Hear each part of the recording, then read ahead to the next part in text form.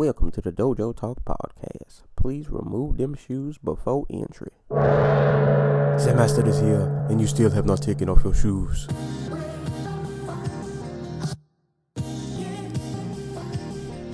Yeah.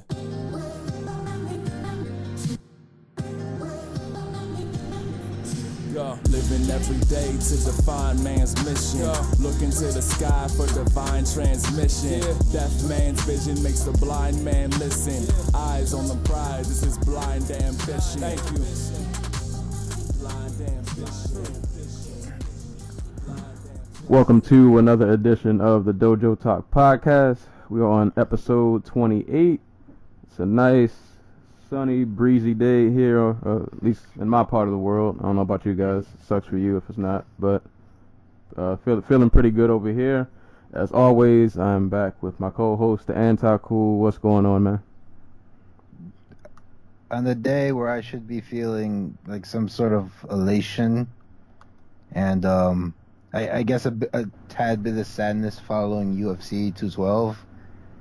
I'm just really angry. So. All right, anger makes for good shows. So, yeah, I don't even know how to start this off. You know what? Let's start this off properly, because today is a tragic day in MMA, regardless of this week's news. Today is the day one Kevin Ferguson left this world. And I just want to pay homage to the man known as Kimbo Slice. Oh yeah, that was exactly a year ago, I think. It was exactly 1 year ago today. Man, For you people, for everybody else, this will be like a day or two later. But for us, this is the day that Kimbo Slice left us 1 year ago. Man, that went by really fast. Yeah, and to think, Muhammad Ali died like 3 years ago, or 3 days ago, 1 year ago. So, like, they went within days of one another. Man. Yeah, rest in peace to Kimbo. Got his son out here. Doing the damn thing. Carrying the torch. Do you remember the first Kimbo fight you watched? And I don't mean, like, professional. Like, do you remember, like, his street fighting bits? I was not internet savvy back in the day when Kimbo was doing his thing and, lighting up Pornhub. But, the first Kimbo fight I ever saw was him knocking out Ray Mercer. It's just me having my mind blown. One of these men fought for a heavyweight title in boxing. Man. Yeah, I remember watching some of his fights and just... Like, I remember there was one fight, I believe so, and somebody can correct me if I'm wrong, but I swear there was one time he punched a dude so hard that, like, his dread fell out. Yeah. And I was just blown, I don't know how hard you have to be, how hard you have to hit to knock somebody's dread out, but, like, that's an incredible amount of force you have to generate. Say what you want about his fighting career. None of your favorite fighters have ever punched somebody's dread out. Like, that's insane. But also, freaking Kimbo Slice, he is the true combat sport. I don't know how to put this. He is the true combat sport story distilled down to its rawest form, where he got people to care about him. He is real life Rocky. Really? Yeah, he really is. Like, this man took a small regional feud with another man and turned it into one of the biggest one of the biggest drawing TV cards in MMA history, and the biggest card in freaking Bellator history. Right. And I'll say, regardless of how you might feel about him or his rise to stardom, like, he took advantage of a situation, but I liked him because he was, so what, he was a street fighter and all, but he was a very respectful dude. I don't think he... Dude used that money and put his kid through college. Yeah, yeah. Like, so this is not a man who took that money and just squandered it on, like, new cars and, like, a fancy mansion. He really turned it into a positive. Right. And it sucks the sport probably killed him. Yeah. But he definitely he drew a lot of eyes in, man. He drew a lot of eyes in. So yeah, man. Respect to Kimbo Slice, street fighting legend. Probably you could say MMA legend, just as far as like he made a big impact while he was here. Regardless of how you felt, he drew eyes. In the short time that he was here. But so yeah, rest in peace to Kimbo Slice. I guess we'll get on with it. UFC 212 happened this past Saturday in Brazil. It's a pretty interesting card, to say the least. Lots of happenings, lots of beatdowns. I guess we will just start from the top. The king was dethroned. Again. Yeah, again. Sadly. Yeah. Max Holloway riding a 10 fight, now a 11 fight win streak with this win.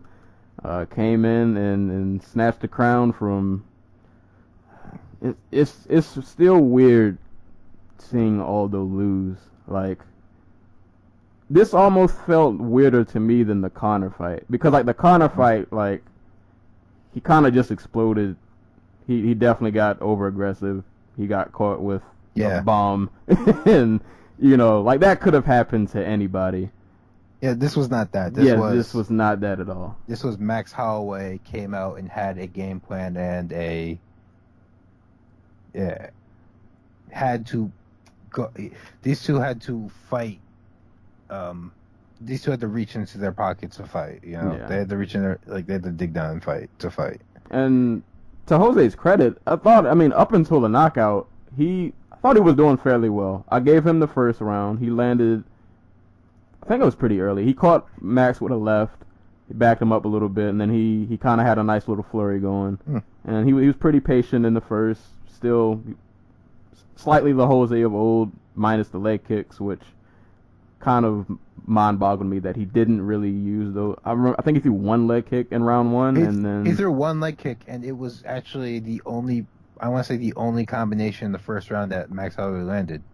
Yeah, I had to go back and watch it. I didn't realize that that was the one combination he landed off of. Like when Aldo threw the leg kick, trying to move, pivot out and move out of the way, he still got hit.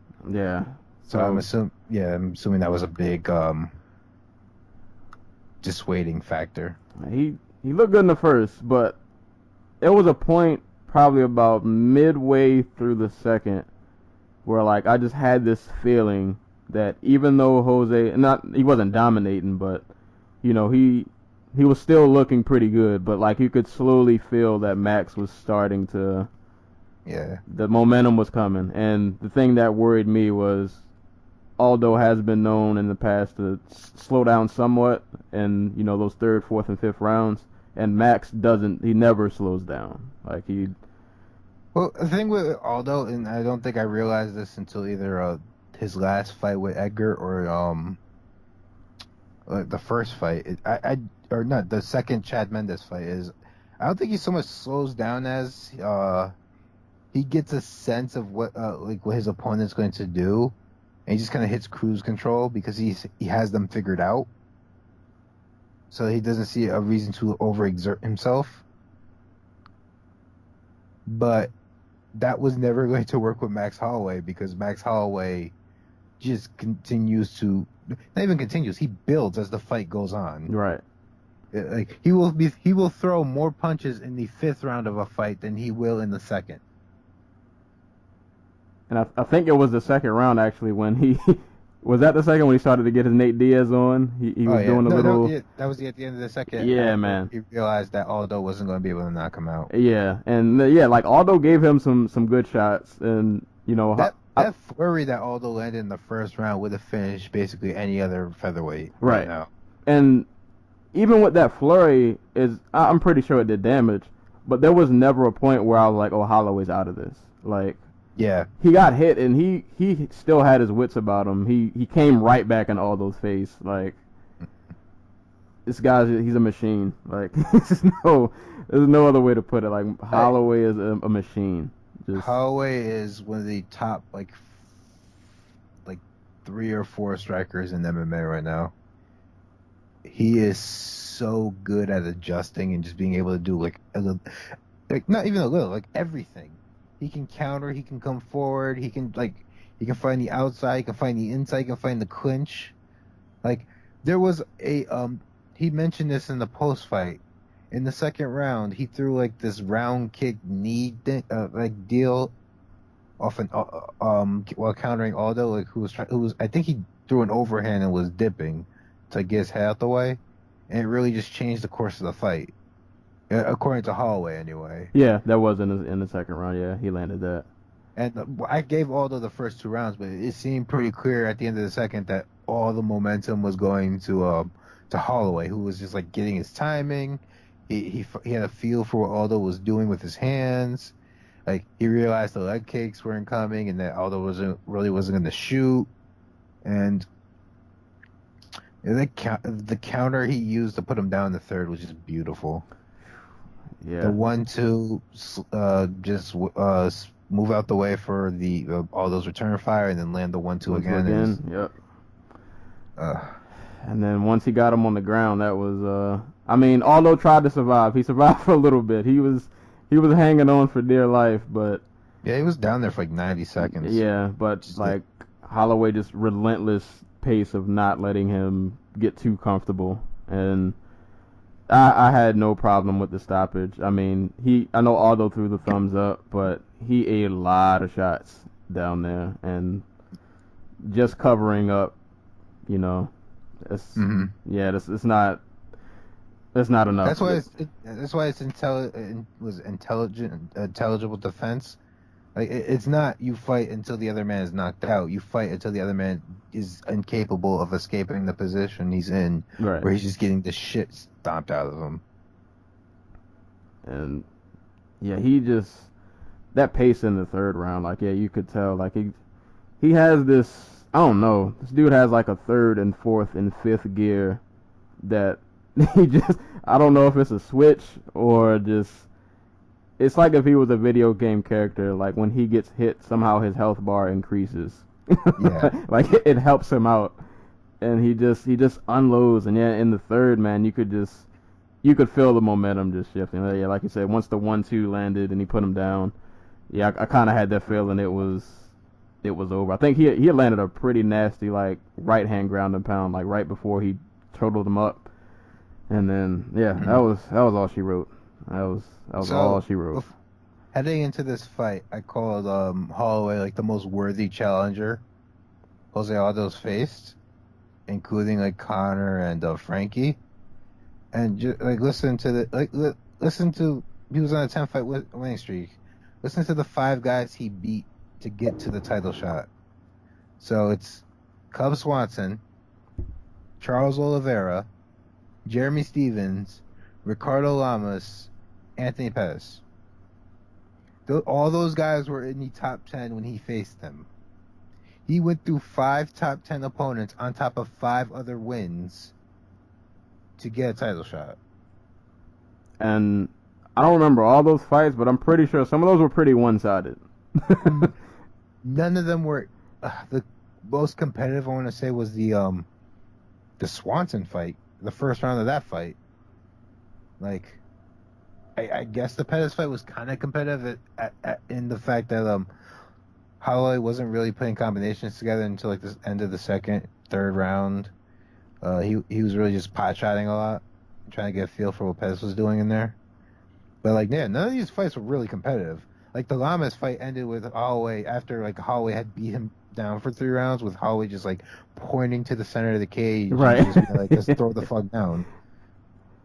Yeah, I knew this was gonna be a tough fight, just based on like I think out of all the people Aldo has fought, like I guess you kind of say aside from Frankie, just like that toughness factor, like you can't put him away. This dude there's no. Like this dude's only losses in the UFC are Conor McGregor, Dustin Poirier, and Dennis Bermudez, and the Dennis Bermudez loss is the biggest fucking robbery I've ever seen in a fight. Because 2 judges saw the second round for Bermudez. It's a round where he spent 4 minutes and 30 seconds getting the shit stomped out of him. Like, literally got rocked like 3 times, got dropped, and he got a takedown with 30 seconds left on the clock. And they gave him the fight. So. And outside of Connor's fights with Diaz, Holloway was probably his hardest fight. Yeah. Probably that was his hardest fight, and that was a young Holloway who still that was a 21-year-old Holloway. Holloway, yeah. Not even. I think he was 20. It's crazy to think like how far. Like I remember when he fought. I gotta look at his record. Was it Yves Jabron? Did he fight Yves? I'm trying to. I gotta pull his record up. He fought Justin Lawrence, Leonard Garcia, Pat Schilling, Will Chope, Andre Fili, Clay Collard, Kira Corsani, God, just the director, and Cole Miller, on top of those other guys I talked about. I must be thinking of something. But I remember watching one of his earlier fights when he was really young, and you could see, like, it was a lot of raw talent back then. You knew he had to polish himself up a little bit, but... Dude, the first, 60 seconds of the Dustin Poirier fight, he was great. He was it wasn't much, but he was landing on Poirier. Like he forced Poirier to get a takedown, and then from there was all Poirier, because that was back when Holloway had no ground skills whatsoever. Dude, this dude has straight up just grown up inside the UFC. Pretty much. Not even pretty much. He's been in the UFC since 2012. 2011. Oh, no, you're right. 2012. 2012, you're right. 2012. So, he debuts in February of 2012. So, that's 5 years. He started his career in September of 2010. And all but 4 of his professional fights have been in the UFC. He's had 17 fights in the UFC, and he's won 14 of them.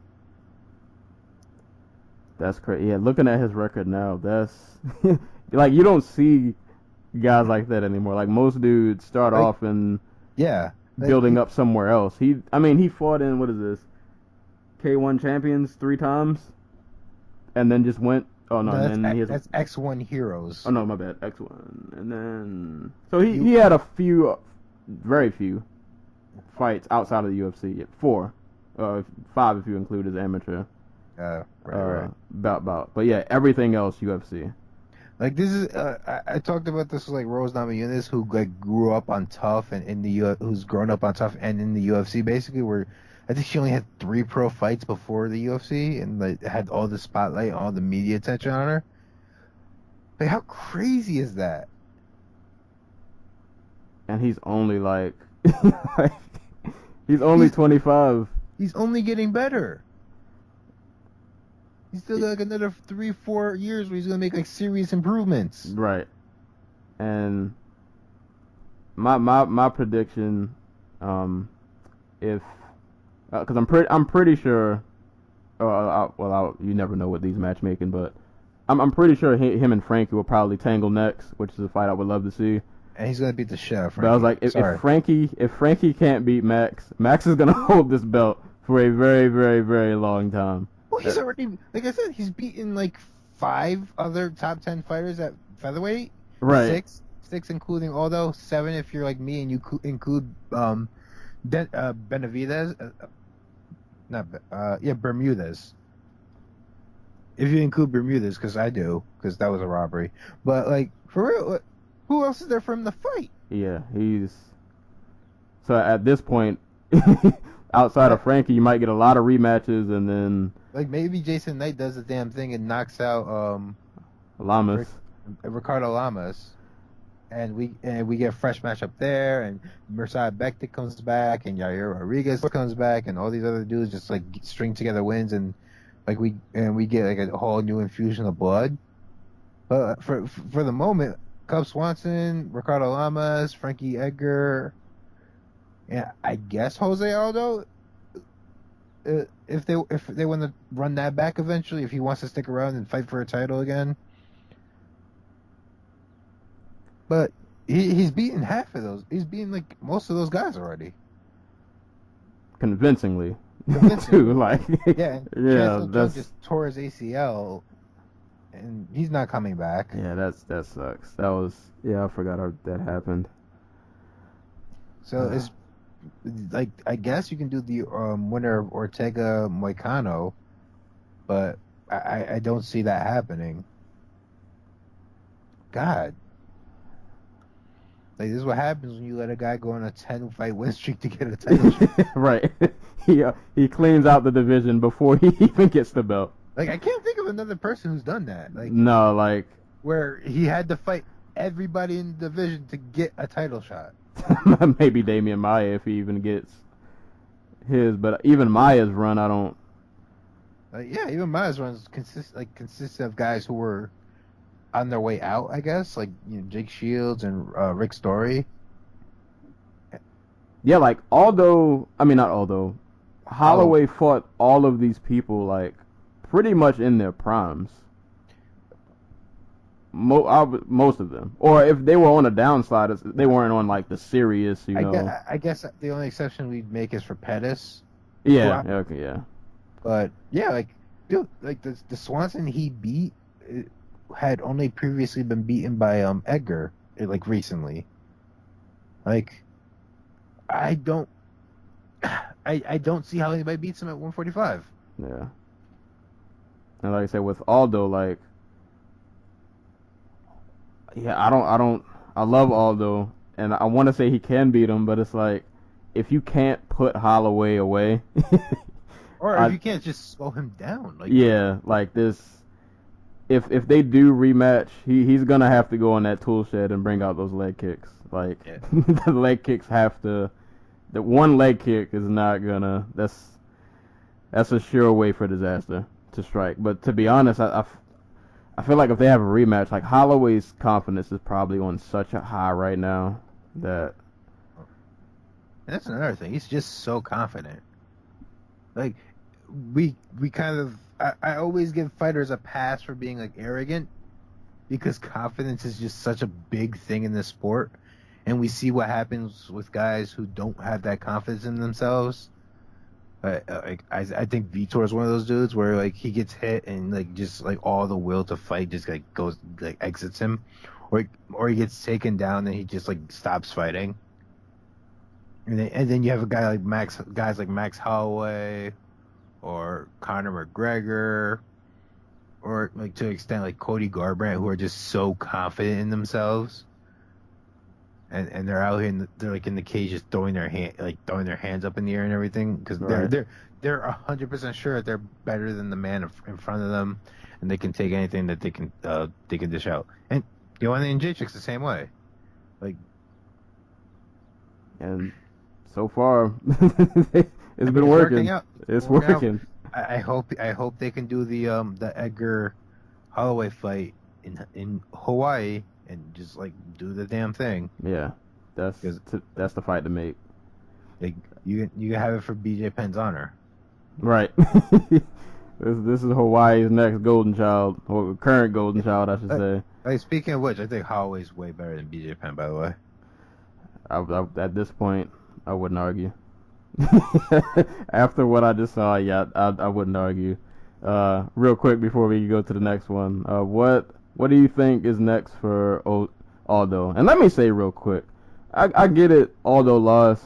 He got battered up, but I don't get the whole. I don't think he should like hang it up. Like, he didn't look retirement bad. No, at least not to me. Great. Yeah, like, so I don't get where, like, because I've been seeing a lot of people, and the one thing I was afraid of, that it was like, if Aldo lost, I knew people were going to come out the woodwork, just kind of like trying to discredit his entire body of work, like, oh, he was never that good. Like, dude, straight up, fuck those people. Right. like no. Jose Aldo fought through 3 generations of featherweight contenders. Like, I don't think a lot of my I was just straight up UFC fans realize this, but when Jose Aldo's debut fight was against a man named Alexander Franca Nogueira in the WEC, right? Nogueira was considered one of the very top featherweights on the planet. That was still he was a dude who went to who was in Shudo, who was the lightweight champion, who had defended the belt before. He had taken some losses. He lost to Tokoro and Boku, but he was considered one of the top featherweights on the planet when he came to WEC. Like, this was one of the guys they were missing. I guess you can compare it to Hatsuyoki event like down the line, but that was a very big win. Then he goes on a tear, beats Mike Brown and Uriah Faber. Destroys. and just straight up embarrasses both of them. Yeah, like this guy's body of work has been. Then he fights like UFC like lightweight like greats like Kenny Fourier and Frankie Edgar, and Chad Mendes, Cub Swanson, and like Chan Sung Jung, like, and Ricardo Lamas. Like, that's 3 generations of fighters. Right. These are guys like Chad Mendes realizing like what an athlete and what a talent he is. I want you to think about this. Chad Mendes started his MMA career trying to beat Jose Aldo. Like that, since the day he stepped in the cage to be like the guy, he has been trained to fight Jose Aldo. And in 2 fights with him, he could not do it. And we all realize like what an amazing fighter Mendes is, right? Right. Yeah, like at that point, because that was when Conor he wasn't at his peak yet. So Yeah. like other than Aldo, like Mendes was that dude. Like he was the guy at 45 that nobody else not named Aldo could really beat. And like, if you want a good example of this, look at Chris Weidman and Anderson Silva. Like Chris Weidman explicitly states he started MMA and was like, I can. Like he looked at Anderson Silva and was like, I think I can beat that guy. Like that. To overcome that is absolutely bonkers in my mind. Yeah. So yeah, for people who are out there just trying to discredit Aldo, I'm just gonna have to assume that you just haven't done your homework. No, or if you're trying to discredit Aldo, you're trying to discredit Conor McGregor and Max Holloway. Right. Because to this date, those are both of them are their best wins. Yeah. So, and it's weird, and I don't want to stay on this too long, but it's weird, like, if you're a Conor fan and you're discrediting Aldo, like, that's like a double negative. Like, Dude, imagine if, and I wasn't around back then, but imagine if people shat on Sonny Liston after Ali knocked him out. right. Like, that's just insane to me. Yeah, I think it's This one of is- those things where, like, I feel like it's in all sports too. Like, you lose a big fight or a big I feel like game, this and is something that happens more at the lower weights than it does at the higher weights because everybody has like a nostalgia boner for them. yeah, Or like, freaking, I don't know, Leo Machida can get away with losing like every other fight. but we remember the crane kick. Like, we stick with the crane kick. But we remember like the evasive Machida and the Machida era, even if it's like kind of a joke. But like, we still talk about what a great fighter he is and what like one of the best strikers in MMA. I don't get it. Yeah, Like as soon as guys lose at these lower weights, it feels like, especially with Aldo, it's Yeah. just insane. but I hope to see him back.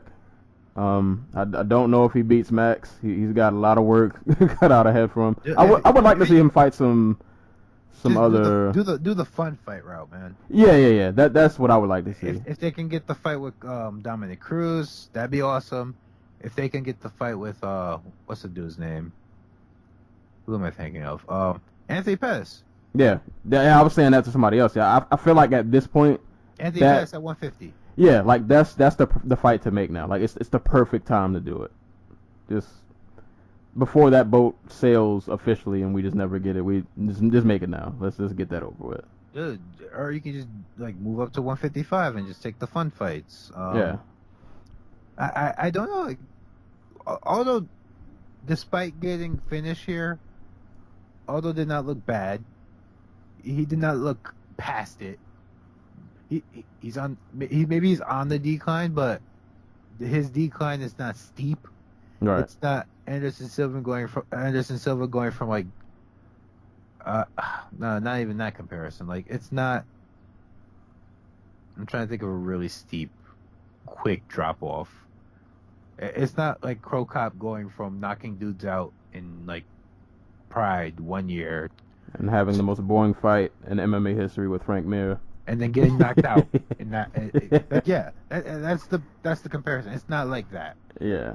It's him losing to a fighter on the rise who specifically trained his whole life to beat him. Or not his whole life, but his whole martial arts career. Yeah.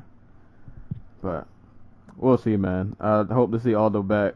Great win for Holloway. This dude's gonna be must-see TV anytime he's on the screen. You know the really crazy thing is, Holloway is a dude who could fight like every 3 months.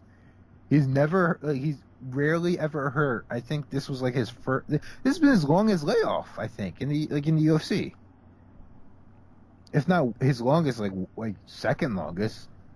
And it's only been like 5 months, 6 months. Little Cerrone. This dude has fought 4 times in a year before, I think. I think he's done it twice, in fact. Like, did it in 2015, did it in 2014. Yeah, just workhorse. Just Did it in 2012. You know, well, this is the second longest layoff because he only fought twice in 2016. But like, if the UFC can get him an opponent every 3 months, like, that's the way you build him up. He cleans the division out within like a year or two. Hey, Really, he's already halfway there. dude, one of the things I think that fighting is missing is just like a champion who will go out and kick somebody's ass every 3 months. Yeah. And maybe that's enough to entice Conor back to the sport. We'll see. Like, maybe that it creates enough buzz where Conor's like, oh, this guy I've beaten has gotten some buzz. He's selling some pay-per-views. Maybe I can come back and make a quick buck. We'll see. I would not be mad at that rematch if him and Conor fought again either. I take Holloway in a heartbeat. I think he's gotten that good since that first fight. Man, we'll see. Lots of good, especially in a 5-round fight. Yeah, 5-round fight. I definitely got Holloway. But we'll see. It's a lot of just potential for fun. Just a lot of fun, violent fights probably in his future. And good luck to anybody trying to take that belt, man. You got some work to do. Yeah. You got a lot of work to do. Speaking of work and being worked, this co-main event here. Quick work.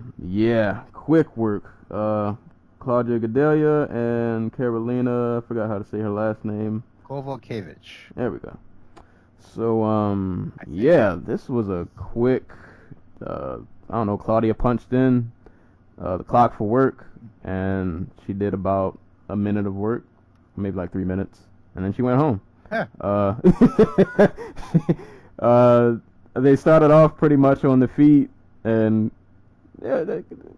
Carolina did pretty good. I'd say they were trying to say if they were even. I don't know. Well, no, Claudia did catch her with a pretty nasty elbow in the clinch one time. I don't remember any of the striking. I just remember them being on the ground. And, like they stood a little on the feet. I remember Claudia caught her with an elbow, and then eventually Claudia got double underhooks, took her down, and after she took her down, like it was child's play. Like yeah. So, like, just to put this into perspective, Claudia Gadelia has finished 17 fights, 15 wins. She's finished 9 times to get the win. None of them have been in the UFC.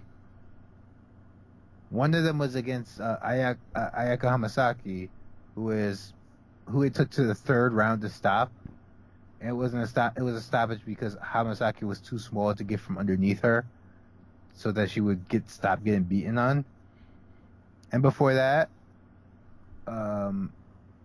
Adriana Vieira, who I want to say is like a 105er. So this was a big win for Cadella because it's probably the second best fighter she's ever fought, behind Joanna Jędrzejczyk, and the quickest she's ever gotten them out of there. Like that combination is like very, very significant. She's.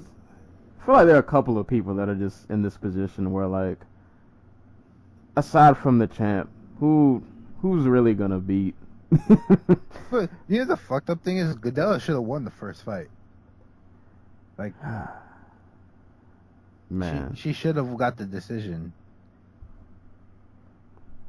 Do you? We could be having a trilogy fight right now. I was gonna say, I feel like after I say just go with the narrative that Cadella should have won the first fight and do the rematch. I was gonna say, like, at this point, who is there anybody you really put in front of? I'm pretty sure they're not gonna give it to her next just because she recently lost. So I feel like they're gonna try to throw someone else up there, but like she's only like another fight or two. Good deal. If I'm the UFC and I'm bringing in this flyweight division, I tell you, you stick in the division. We'll go get all this other stuff set up, and the winner of what is it, Tough 26, has to fight Cadella for the title, for the 125 title, and then the winner of that fight gets Joanna Jędrzejczyk next. Yeah, I said get weird with it, man. You got to. Because, like, at this point, I feel like if you keep Claudia at 125, she's going to destroy all of your, like, potential hopefuls that you thought would make it to the belt. If they have to go through Claudia, they're probably not going to win. Yeah. They're probably going to get she's really, really well-rounded, man. Like, yeah, that's you see her on your schedule, and it's probably not going to be a good day for you. Yeah. But... yeah, I don't really have a lot to say about that fight. It was just a quick in and out, punched in, did 3 minutes of work, and went home. And I hope she enjoys her new house in Albuquerque with her fancy dog. Yeah, that was a nice little post-fight interview. Oh, and I meant to mention she won by a rear naked choke. I don't think we said that earlier, but yeah, all you guys need to know: dominant performance, pretty much, and anybody not named Joanna, she probably destroys. So. Hope to see her again. We'll see. Yeah, I hope they do that 125 division so she can head up there and. It's a done deal. Like they did the Oh yeah, they did. Yeah, they already did the Tough 26 tryout. I have no idea who made it to the next round, but there were a lot of names there that you would expect. Like Roxanne Modafferi was there. God, I can't freaking think off the top of my head. I know Andrea Lee wasn't there, which is surprising, because like KGB Lee seems like a promoter's dream. But I'm surprised she's not in Bellator. Like, you like to kickbox, you like to do MMA, you like to stand around. Oh, is she still in She's still in Invicta. What? That's crazy. It's technically Invicta and LFA, I think. Yeah. Yeah, I was pretty sure Bellator would have. That's like their wet dream, pretty much. But yeah, man, the 125. Yeah, Claudia should just go up to 125 and probably just pretty much get that belt off rip. I don't see nobody I could think of that I think could probably stop her from taking that strap. But you never know. Crazier things have happened. But yeah, that was pretty much it for the co-main event. This next fight, I'll be honest, I'm not too excited to even really talk about, but just for the sake of I say we skip the fight part and just mention that Vitor won a bad, boring decision. Yeah. And we just mentioned the post fight, which was much more funny. I think I skipped the post fight. I didn't. After the fight was over, I was just kind of like, eh. All right, so Belfort gets a very bad decision at home. Well, yeah, at home in Brazil, to the surprise of nobody. He gets on the mic, talks about how entering the fight, it was mentioned by Belfort that this was his last fight on his UFC contract. He hops on the microphone and says, "You guys got 5 more fights of Vitor Belfort, and you can swallow it." or was it "you can swallow me"? Something like that. In the, I want to say it was the post-fight press conference. Dana White's like, Vitor has to go back and look at his contract because he's still got 1 fight on it. Hey man, what Vitor's what Vitor wants, Vitor gets. I don't know. Vitor lives in a different reality. Yeah, that fight was just kind of a lot of. I was hoping that just someone would get knocked out. Like I kind of was. I thought that's how the fight would play out. That eventually one of them two would just get clipped and somebody would just go to sleep. But it was a lot of just kind of sticking and moving. Vitor had a few spurts of. Vitor won the fight literally on like 1 blitz in the 2nd round. You're right. Like, yeah, it wasn't. There's not really a whole lot to break down about this fight. It just. It was what it was. It was. Yeah, I for one can't wait till Vitor's like Ryzen just like roided out of his mind. At this point, I feel like you might as well just like, do the damn thing. Leave the UFC on your win in your hometown, and according to Dan, they still has 1 fight, so they're gonna make him trying to go on a loss because that's how they do business. Who do we give Vitor? Who's Vitor's send off? Kelvin Gastelum. Wait, that fight happened already. I don't know, Robert Whittaker. Oh man, no, don't do that. Don't do that for Whittaker. Do the Rockhold rematch. You know what? I wouldn't be mad at that. I wouldn't mind a Rockhold rematch, or still manages to knock him out, just on pure luck. Probably. You know what? It'll be an interesting fight. Where's Uriah Hall been these days? Chilling. Do that fight, because I feel like those are both 2 guys that just like. Yeah. You just don't know. Like, that fight would have a big question mark over it. I feel like somehow Uriah Hall might find a way to lose that fight. He definitely would. Like, no doubt in my mind. I would say give him Dave Branch, but Dave Branch is on to bigger and better things, my friend. Yeah, he's on the title shots. Hold on, how did Dave Branch win a fight and got bumped down? Did they update these rankings? Oh yeah, they did. He has the down arrow next to his name, and he won his fight. He beat the guy who's ahead of him. Right. Why y'all disrespecting Dave Branch, the dual wielding, or once dual wielding champ? Like that's funny. That's funny. But yeah, I think it's serendipitous that Max Holloway ascends to UFC championship hood on the same day that his fellow former 19-year-old debutant Vitor Belfort tries to leave the UFC prematurely. Oh man, yeah, that. Like, I want you to think about that. Imagine if 10 years from now, Max Hall, like, would it be 10 years from now? How old is Belfort? Probably, I want to say like 37. Let's see. So 40. He's 40. Yep. According to Dog. Imagine 15 years from now, Max Holloway is still in the UFC and still ranked as a top 15 featherweight.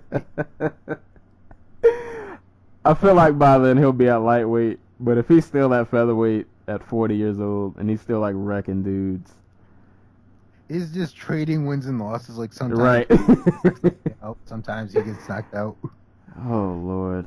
Like I think Jordan Breen said it best. Like Vitor is like MMA's most MMA fighter ever. Like he's the con man / overachieving / underachieving talent. And somehow he's been making it work this entire time. Like This man is WWE inside the UFC. This man's debut gimmick was that he was named Victor Gracie. Hey man, if you can make it work, Hey, dude, he's straight up just like the Hulk Hogan of MMA. Like Vitor Belfort knows how to get paid. He will find ways to get paid, even if it means just like freaking just up and leaving. I was saying, if he goes to Ryzen, I know that they're gonna give him a nice paycheck and let him take all the drugs and. It'll be like when Hulk Hogan went to New Japan, and he just like completely shat on the WWF. You just hear Vitor say, "I'm always a Ryzen fighter." Fuck Dana. He takes his like UFC title and just his like replica UFC title, just like, this means nothing, and just chucks in the trash. He's got a bright future, even at 40. He's got a bright future. Like I imagine when Vitor's retired, he'll like done. He'll just become like a politician in Brazil. Oh Lord. Like I see that in his future. Where's the Vitor documentary at? Where's his 30 for 30? Like this dude has so many gimmicks. Like the old young lion Vitor, the dinosaur Vitor, CRT. But like, they've all worked. Somehow in some strange way. God. He is a Bless Vitor's little heart. He's making it work, and I feel like his best days are still ahead of him. he's got a bigger purpose in life. He's gonna realize it outside of UFC. This dude's gonna cash a major paycheck some way, somehow. Hey man, I'm not mad at you. Get your money. President of Brazil, like watch. I wouldn't doubt it. Even though Brazil has a president, I'm an American fuck. Go get your money, Vitor. But on to this next fight, which looked like a superhero showdown. All right, let me not. Paulo. Why did I think his last name was different? Borrachinha? Yeah, but they listed as Paulo Enrique Costa on SureDog. Because Borrachinha, like, oh, that's his like nickname. It's like Henan Barao, how Barao isn't really his last name. Oh, okay, all right, yeah, because they called him Borrachinha. So Paulo Borrachinha and Oluwale Bombose, or I always call him Bomb Goose, even though I know that's not how you say it. But this was a fun fight. Oluwale is an interesting guy to watch. Just the first round was just him. There's tons of foot movement. These just violent outbursts of strikes, but I could tell the entire fight like what was gonna unfold. Like Oluwale just kind of emptied his wad out too early in the fight. Paulo played pretty good defense, even though I'm pretty sure some of those hits hurt because Oluwale is just a stupid, strong, athletic dude. But you could tell Paulo was just waiting for him to just kind of gas out. And then he just kind of took over. He landed not a lot. He landed a few hard body kicks. And then I think at one point he had Oluwale back on the cage and kind of just ripped off a ton of body shots.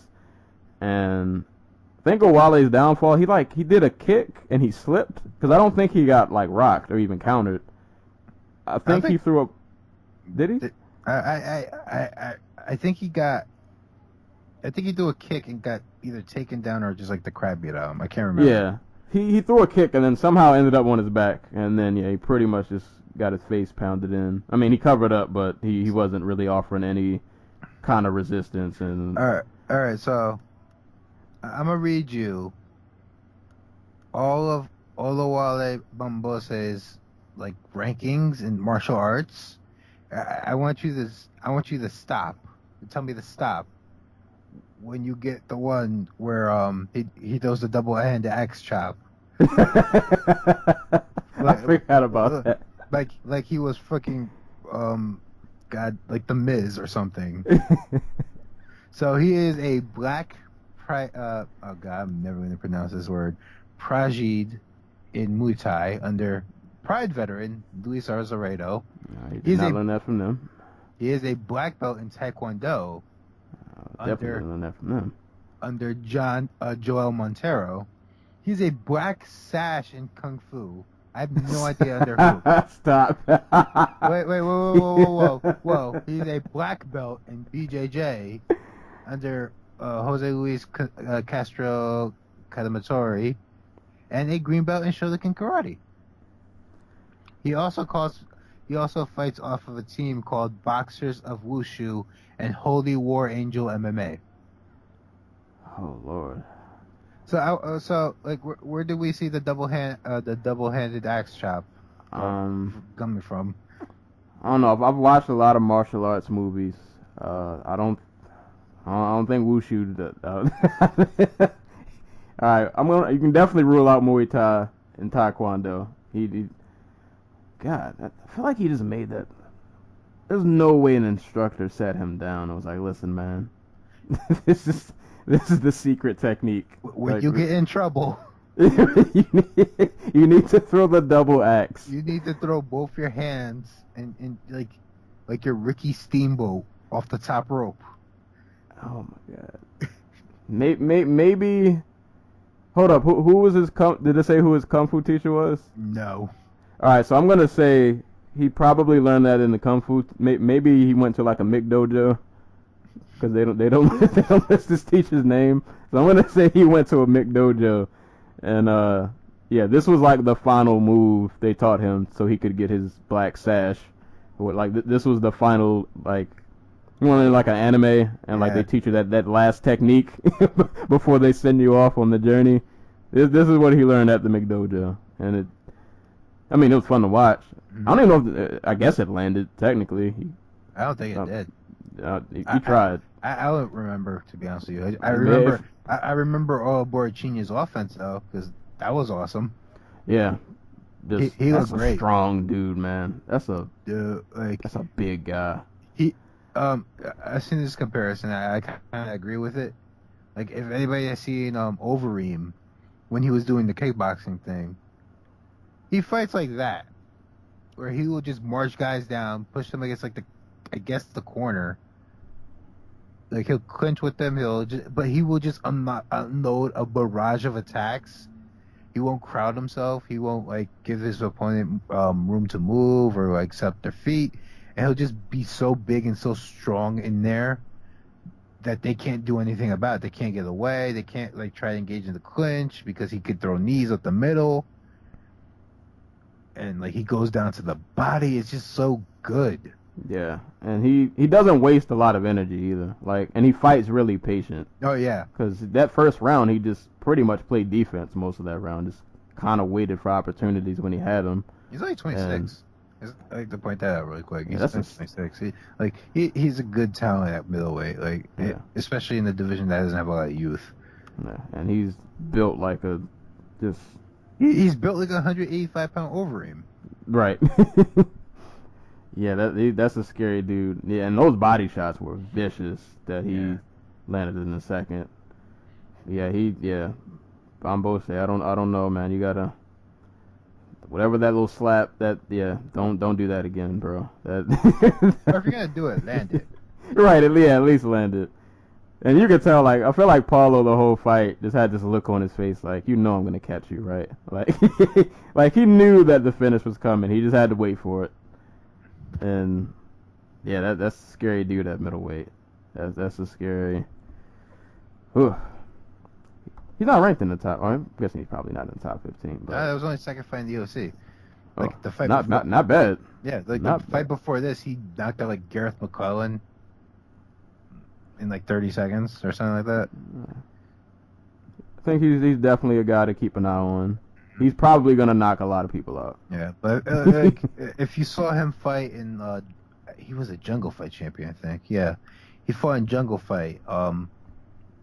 He is not a very sound defensive fighter, to say the least. He will get tagged eventually. It'll be interesting if he could take a shot, because Bambosa really didn't land anything here. And Bambosa is explosive and powerful dude. If he landed, it probably would have made a difference, but he didn't because he was too busy wielding the axe, I guess. I don't know. But, like, Borichinha, very interesting middleweight prospect in a division that doesn't have a lot of those. Yeah. Need all the youth you can get. Oh boy. Youth is just dynamism. Like a lot of the dudes who just end up being prospects at 185 are just kind of like there, you know? Like they're prospects by virtue of other just the division having no standouts. Like, oh, this guy is pretty tough and has a well put together game and can win on points a lot, but he's not a guy who stands out. You gotta you gotta take what you can get. Yeah, there are a lot of. I mean that at middleweight, it's kind of one of those just weird divisions where, I mean, there are a lot of talented people, but age is starting to creep up on. Dude, like age is a problem in like most age is creeping up on a lot of people down here. Age is a problem in literally every division above from 170 up. So it'll be interesting to see how the UFC combats that. Well, we'll see. I'm pretty sure he'll find his way on some highlight reels, knocking some people out. Yeah, Barachin is gonna be a fucking problem. Yeah. Speaking of prospects, or once upon a time prospects, everybody's favorite, or once favorite prospect, Eric Silva, took on Yancy Medeiros, and in Eric Silva fashion, he, in the fight where he looked like one of the best performances I've seen from him up until... Okay. So, except for all the times Medeiros landed on him, and he just kind of crumpled, this is the best Eric Silva ever. Hey, I mean, in recent memory, he looked, okay, so... Technically, not like athletically, because athletically he's obviously looked a million times better. Yeah. So, like, he got dropped pretty early in the first. I guess that was a drop. He got caught a punch, like, kind of behind the ear. But he recovered pretty good. Pretty much mostly striking, I believe. Pretty much for most of this fight. I think, though, as athletic as Silva is, I just think Yancy probably just a bit more crisper with the hands. Even though Silva did land some good shots, he actually landed. He did a really nice. I can't remember if it was the first or the second. It was a spinning back kick, and then Yancy tried to counter, and he did this really just slick kind of like roll out the way, and then he countered with a left hook, and it stunned him just a tad bit. Mm-hmm. I think that was what ended the first round, and. So, like, Silva looked really good, and dude, like I said, other than the times he didn't gas, like right when he was getting when the fight was stopped, he wasn't gassed. It was just because he got hit really hard. Yeah, and he ended with Yancy definitely started to. Dude, he's not even like he fought at like a slow pace. Like, he was fighting at a decent clip, and he was still going. He was still looking good. Right. He just got his ass beat. Yeah, I think Yancy was just a little more technical with his boxing, and then he landed with, I think it was a right first, and then he came back with a left that just floored him. Mm. I do think, though, I think they could have let this fight go a few more seconds. Just a few. Like, he did get rocked, but I think he was still somewhat cognizant of what was going on. Like, it's not like he was lifeless on the floor. I think they could have gave him maybe another 3 seconds.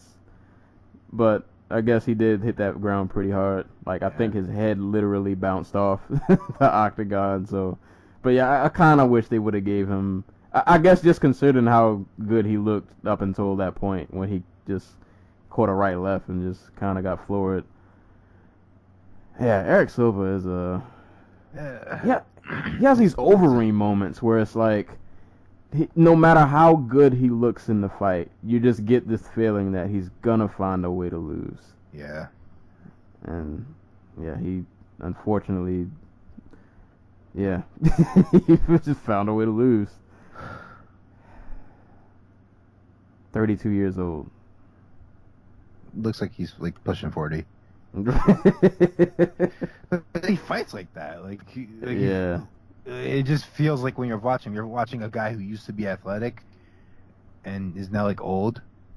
it's weird because he's only, like you said, he's only 32. But good win for Yancey. Good performance from Yancey. Kind of like how there were a couple moments where like he got tagged and he even got his Nate Diaz on, where like he was really feeling it. Kind of feel like somewhat in a similar vein of the Holloway fight, where like I kind of feel like he knew that he could win this. He just needed to put together the right little combination, the right moment, and it definitely came. Man, He rode his boy getting a title shot. Yep. So he is on a 2-fight win streak. Well, Medeiros is. Eric Silva, I think, is now alternating between wins and losses, or losses, I should say. Medeiros at welterweight has been pretty interesting. I'll give him that. He beat the way he beat Sean Spencer. And this fight, like he looks good at welterweight. He's a solid guy. Like I think he'll be one of those like mid-tier, kind of just outside the top 15. Yeah, he's always good for a fun fight. Yeah, pretty much. That's a guy who can open for you on Fox. Right. And he can flatline people, wasn't a flatline, but he rocked him pretty hard. And for Eric Silva, to be honest, I don't know what to say about him anymore. Like I don't know why I still, like, I see his name on a card, and for a brief moment I let myself get excited until I remember all of the times that I've gotten my heart broken. Yeah. Yeah. Like I like the work that Cordero's doing with him. Like, if he's gonna stick around, I hope he stays with Cordero, because I think that's where he's at, right? They mentioned something. Yeah, I think he's with somebody new. I mean, and obviously whatever he's been doing as of late, like it's partially working. Like, yeah. You saw, it's not like he got dominated or anything, but you know, I guess there might be some things they still need to tweak, or he just some limitations. Some yeah, but I say he might just be one of those guys that, you know, we thought we overestimated his ceiling. Yeah. And yeah. I guess moving on to the main prelim. I guess we'll cover this fight, and we'll kind of breeze through these other one, then we'll get to the other topic of discussion that I know you're waiting to get to. But Rafael Assunção and Marlon Moraes. This fight finally happened. Been waiting for Moraes to make this jump for a long time. This was a very methodical, not as eventful as I hoped, but at the same time I wasn't surprised that it went the way it did, being that they threw Moraes at Assunção, who I believe is ranked, he's number 3? Yes. I believe. So yeah, like in no way did I think this was going to be an easy fight. They gave the split to Assunção. I feel like you could have made an argument for either or, but I do want to say though, so the judges scored, first judge was 29-28 Moraes, second judge was 29-28 Assunção. Third judge gave it 30-27 to Assunção, and I don't know. Bullshit. Yeah, I don't know what fight he saw. I think I'm pretty sure I clear cut gave Moraes the third. It's a really good thing that most of the fights on this card did not go to decision.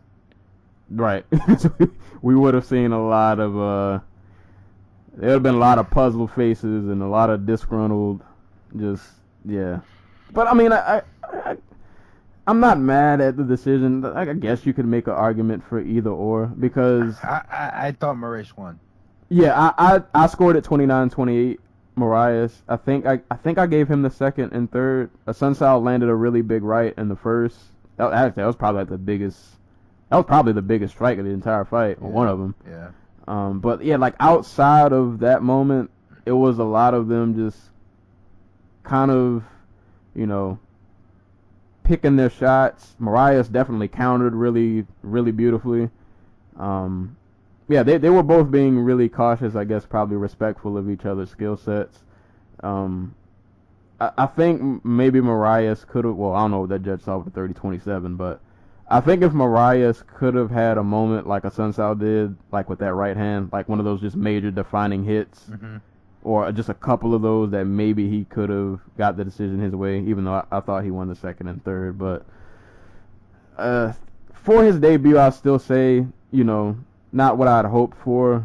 I wanted him to get the win. But for him to be thrown in at, the number 3 guy and only lose the split decision, I think it still at least shows that he belongs at this stage, that he can hang with the top dudes, even if he came up short in this one. Yeah.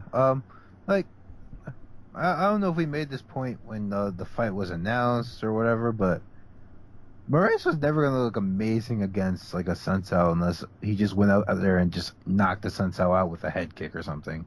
Right. Because a Sun Sal's not a guy you look great against.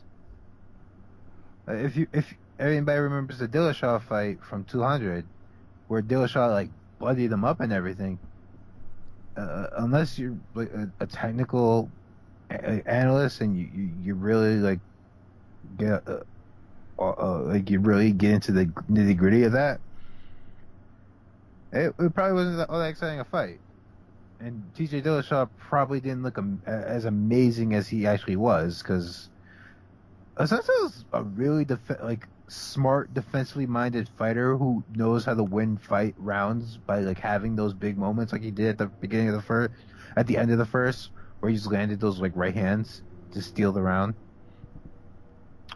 Like he minimizes risk better than a lot of people realize, I guess, and he is just so hard to look good against. There's a reason this dude ran on like a 7-fight win streak, 8-fight win streak, or something like that. Yeah, probably should have gotten a title shot. Yeah. Just kind of bypassed him over. Yeah, but it's also the reason why a lot of his fights with like the higher end of the division go to like splits. It's because he's always riding that line, and today it worked. Not today, Saturday it worked for him. Like as for Moraes, like I think a lot of the mistakes he made in this fight can kind of be traced back to the fact that he's fighting guys like Reddinghouse. Let's see who else. Josh Hill. Was it Josh Hill? Josh Hill. No, not Josh Hill. I think is the exception. I'll get to that in a second. Josh Reddinghouse, Carson Beebe, not Shaman. Like Joseph Barajas, Jose Aldo Silva. Like, I think we see evidence of this in the first Josh Hill fight, where Josh Hill was this big, athletic, like, not. As a matter of fact, Josh Hill reminds me a lot of Rafael Sunsao. Like, he's just this big, athletic dude who can, like, pot shot you to a decision, and he's not exciting, and he can kind of wrestle, but he can't, but he kind of can.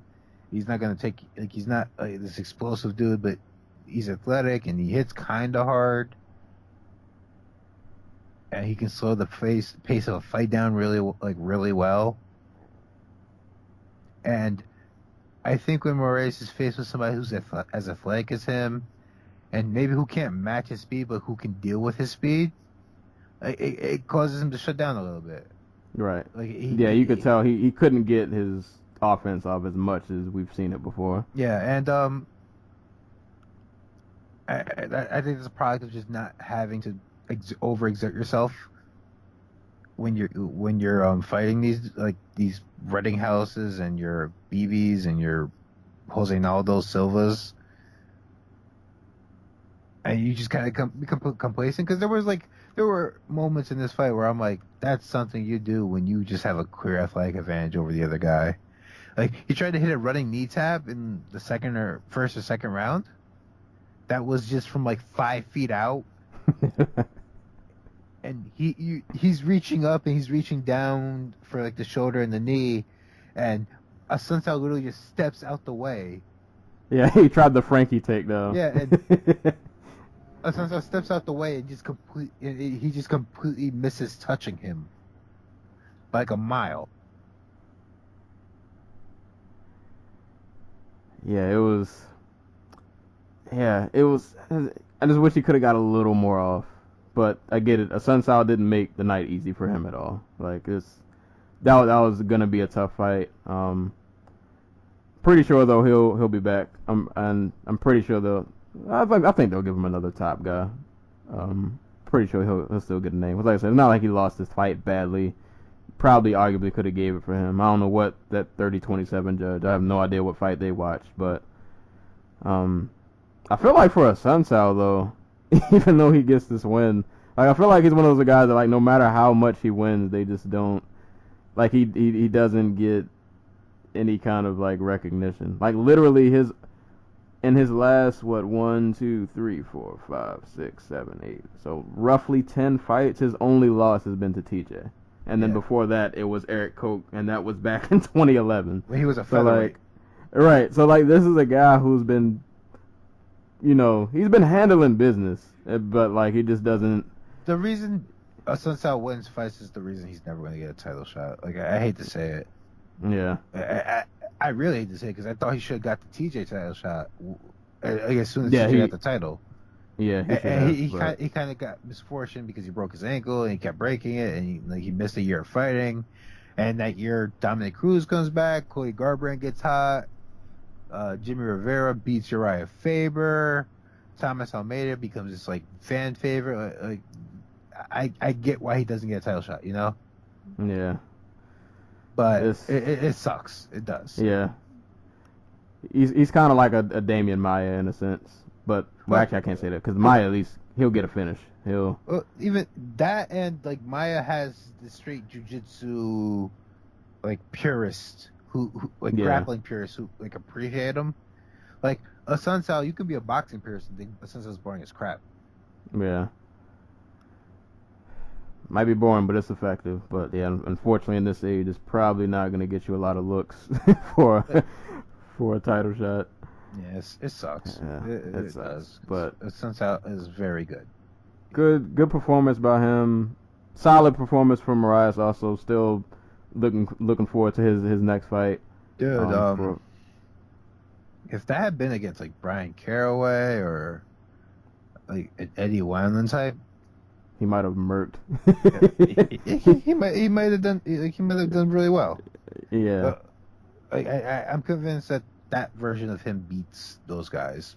Yeah, because he was really technically sound. Like I said, the counters were beautiful. Just a Sun Sao Sun Sao is just a Sun Sao, man. He is really that good. Just kind of gets overlooked, but I'm pretty sure Marias will be back with a vengeance. All right, as for the rest of these prelims, I guess, because we still got one more topic to get to. We'll just kind of breeze through the rest of these, but I do have some notable shout-outs, so I'll just go straight down. Antonio Carlos Jr. with a rear naked choke submission win over Eric Spicely. Matthew Lopez, I guess you would call that an upset? Like Johnny Eduardo's ranked because he knocked out Eddie Wineland in a fight he should have never been the underdog in. Like, when was that fight? Like 3 years ago? 4 years ago now? Something like that. But yeah, that fight happened in 2014. That's why he's ranked number 10. Because people don't pay attention to bantamweights and they don't freaking get the rankings right. Wow. But Lopez stole all that thunder. TKO win in which he looked pretty good. Looked pretty good in that. Definitely somebody to keep an eye on. Just really quick, I don't remember who it was. Was it Yamasaki who ref this one? Yes, it was. Okay, Yamasaki. Yeah. What the fuck? Yeah, he ate a lot of additional punches that it just had to shouldn't. be over 20. Yeah. Like, it's just extra punches where he's bridging on one arm and not defending, and he's just not moving. I mean, Yeah, it was almost somewhat like reminiscent of what was that fight? Maybe not as bad, but the Munoz Wadman, yeah. where like he's just getting brutalized. Yeah, I don't think it was as bad as that one. Cause not as that bad, but it's in a similar. One. Yeah, but yeah, Munoz was basically dead in that one. But yeah, in this fight, Johnny was clearly like there was no escape. It was over. Like yeah, it was a game. It reminds me of a shorter version of like Stipe Miocic, Mark Hunt. Yeah, something like that. Or like Mark Hunt is still like there, but there is no reason they should have let the fight keep going. Right. But great win for Lopez. Well, moving down to the next fight, this was a pretty big upset, I guess you could say. Brian was Kelleher, if I'm saying Brian that Kelleher. right? Brian Kelleher. And that was his UFC debut. He got a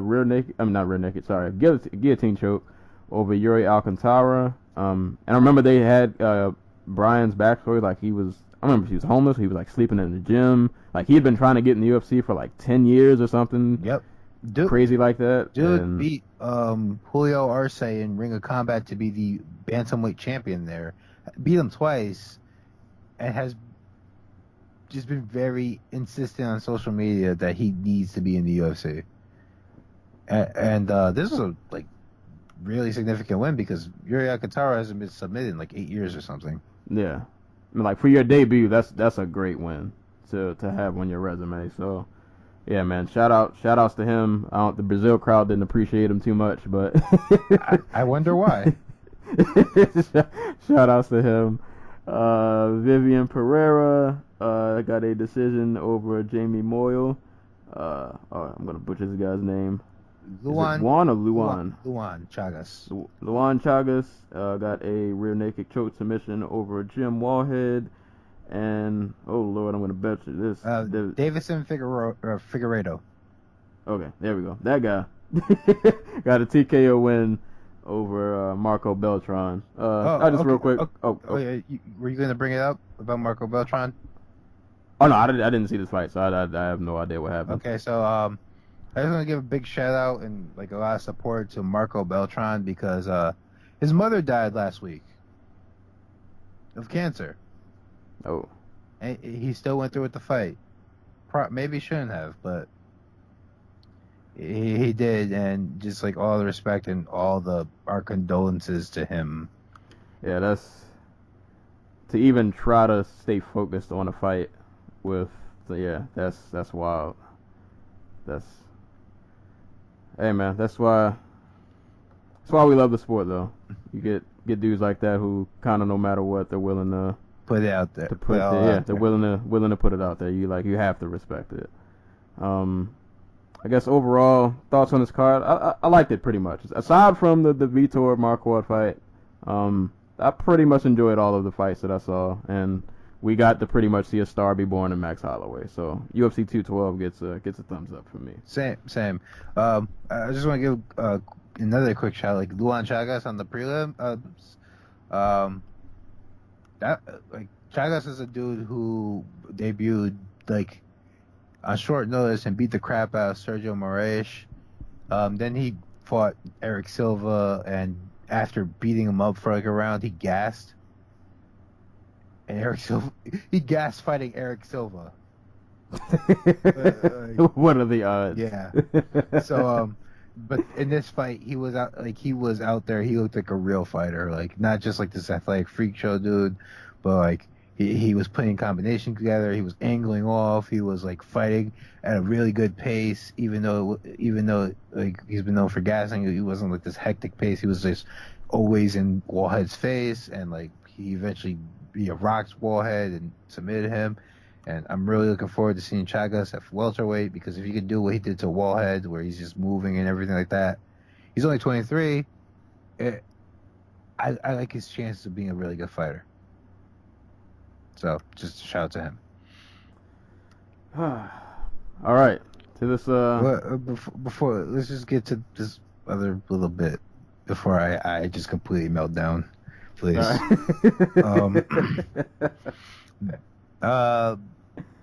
I guess really quick, Bellator teased a I don't know, maybe they were just gauging crowd reaction and audience reaction, but they teased us with the thought of a one-night welterweight tournament featuring the top guys in that division. And considering guys like Lorenz Larkin and Rory McDonald, we're pretty openly talking up Steve Coker after they signed, and be this guy believes in us, and he has ideas, and we're a part of his plans moving forward. I don't think they would have difficulty putting it together. Not the drama difficulty that we would probably have in the UFC, but like you get to look at costs and everything like that, and I don't know. But it's an interesting idea considering welterweight has become Bellator's best division, and there's rumors of Ben Askren possibly coming back. Yeah, I mean, at this point, he's just in the one championship, just kind of ragdolling people. So He's out there ragdolling like teenage Malaysian boys. So, yeah, I wouldn't be mad at that. But hey, shout outs to Bellator for daring to be different. Okay, and You know? I guess sticking with Bellator or just sticking with one of their fighters, Chuck Liddell, Tito Ortiz. What was it? This would be 3, right? Yep. That's being floated. Yeah, Not- for better or worse. Not by Tito Ortiz, who said he'd just loan Chuck Liddell money if he needed it, but yeah, I mean, I'd watch it. As much as I would complain about it, yeah, I'm if that gets announced and it's official, sadly I'm in front of the TV and supporting malarkey that I know shouldn't happen, but and all you wise asses out there who like talk down about it, at least you'd be talking about it. So Right. yeah, and everybody loves the Iceman, man. and Like, this last bit of news, I guess, is War Machine. He's going to jail, probably for the rest of his life. Yep. Which he will probably end himself in prison. Yeah. So yeah, we yeah, I don't really know what to add to that. We got him. Dude's been a nutcase to say the least. Like, I'm surprised it took this long to get him behind bars. But yeah, we're not gonna be hearing from him for Like a very, very long time. I mean, you say that like I wasn't kidding when I said he's probably going to kill himself. No, I don't doubt it. Like he Sadly. tried to like 2 years ago, 3 years ago, and they managed. Yeah. You saved him, but like I don't get the I don't get the Schadenfreude, I guess, that everybody else does. Like you want people to turn around and be good. Yeah, But and there are just some who are just some too people far that gone. just and I guess for me it sucks because I don't like seeing people that have talent or like a way to better themselves just kind of do what he's been doing like this whole time. It's just like Yeah. at this point you just deserve whatever happens to you. Like the any pity I might have had is pretty much out the window. Yeah, now. Like, you just- I don't pity War Machine, but but like good riddance. Like- that's like he deserves to be in jail. Like yeah, no doubt, no question about it. Yeah, he if only that so Christy Mack can have her justice. right. But yeah, so he's probably getting life. So yeah, that's pretty much for that side of MMA news. But we got one more topic to to get to. You know what? I'll let you handle this intro. I know you got a lot to get out. All right, so I don't even know where to begin.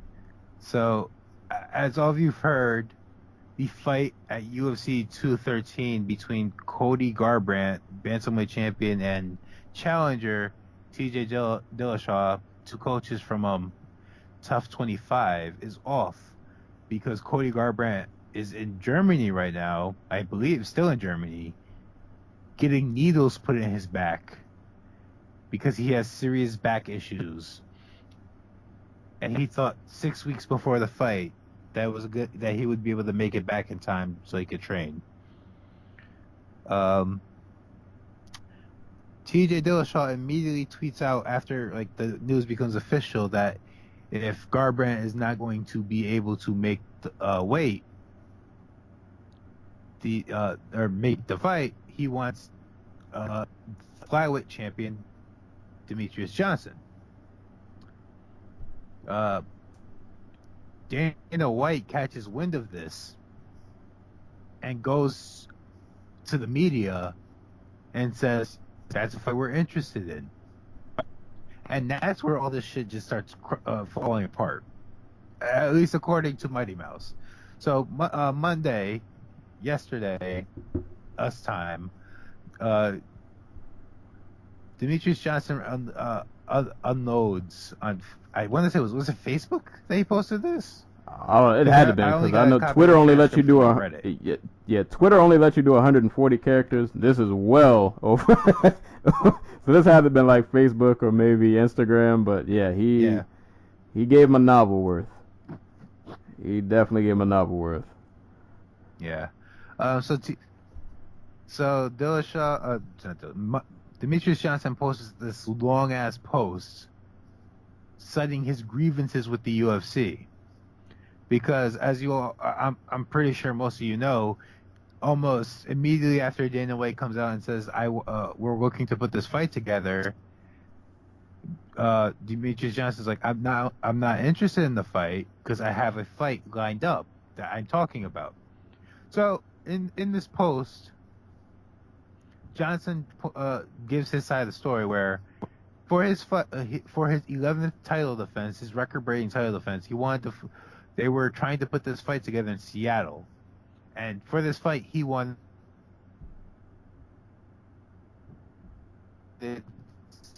Sergio Pettis. I apologize for the abrupt DJ scratch you just heard, but due to minor technical difficulties, we had to re-record the last part of this conversation about a good 3 times. Thanks to my co-host for being a good sport about it. Well, without further ado, here's the rest of the episode. All right. Good Lord. Yeah, like I can't remember where you stopped. All right. Fuck, I'm gonna just plow through. I'm gonna go from the top and just plow through. All right, I'll edit this in some fancy way. All right, let's just make sure that people know this is the 3rd time we've tried this. Yeah, we're trying here, people. This is not for lack of effort. So Demetrius Johnson. After Cody Garbrandt pulls out of UFC 213, TJ Dillashaw immediately calls out Demetrius Johnson for a flyweight title fight.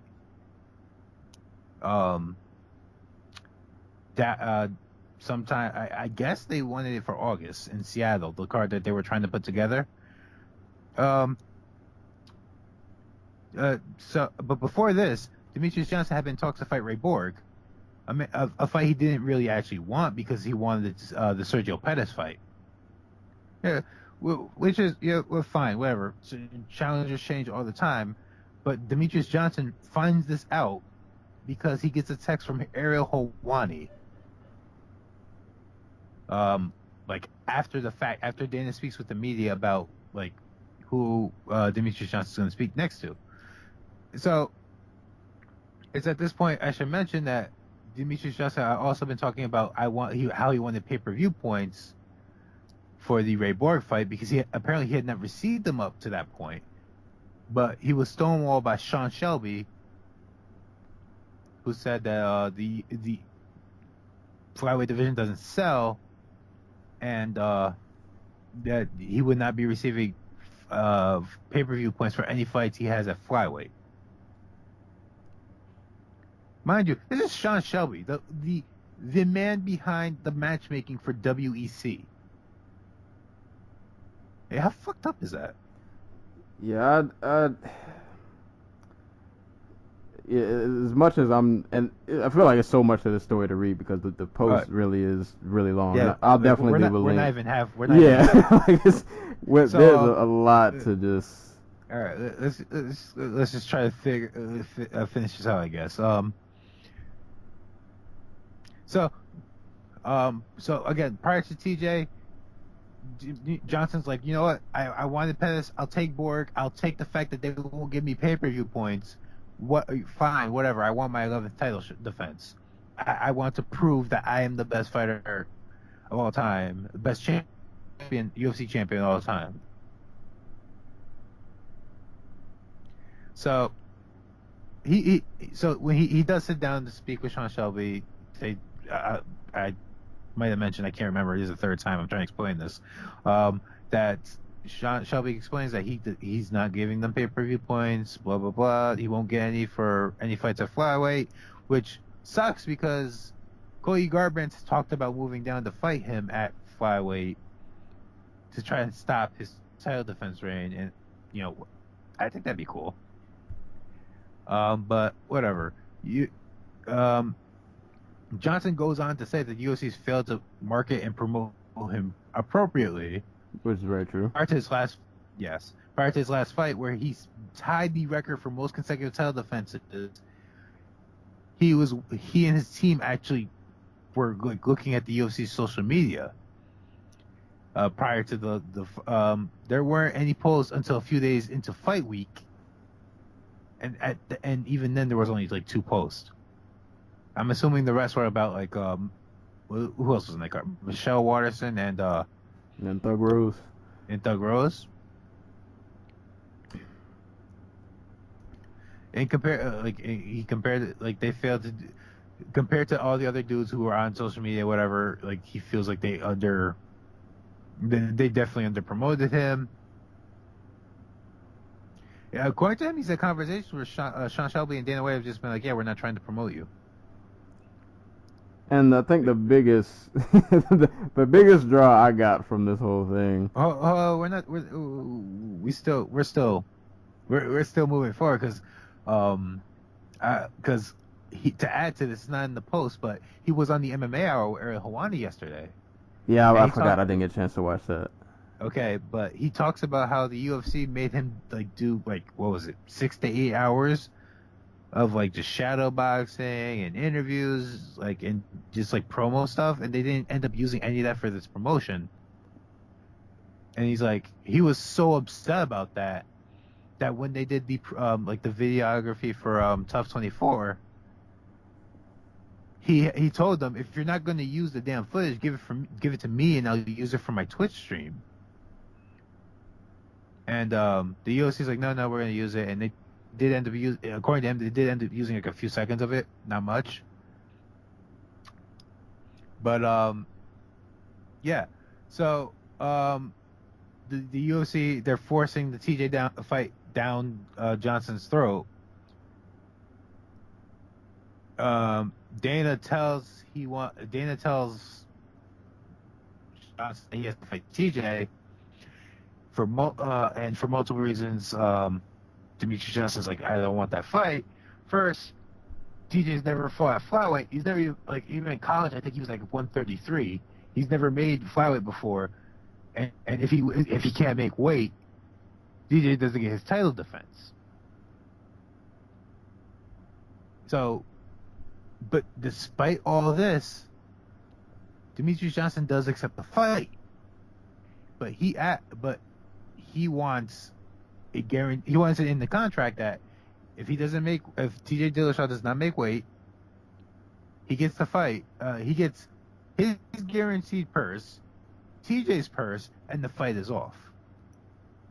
Which I don't think is unfair because Demetrius Johnson's made it pretty clear that what he wants to do is to break the title defense record. Right. He's made that pretty clear for like a couple years now.